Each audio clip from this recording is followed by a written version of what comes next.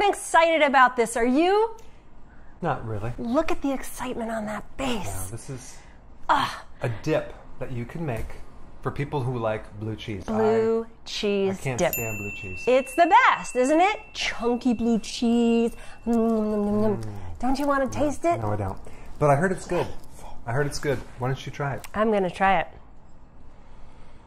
The recipe is really easy. And by the way, double the crumbled blue cheese as far as I'm concerned.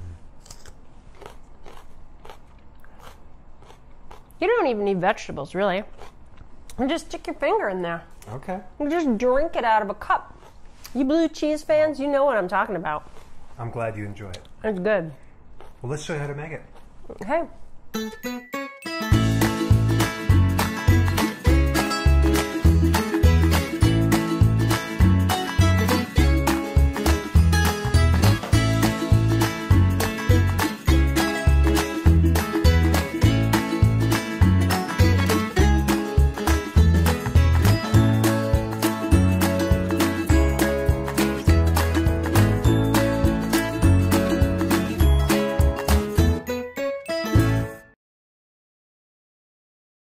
Okay, so to get the recipe, Click the link below.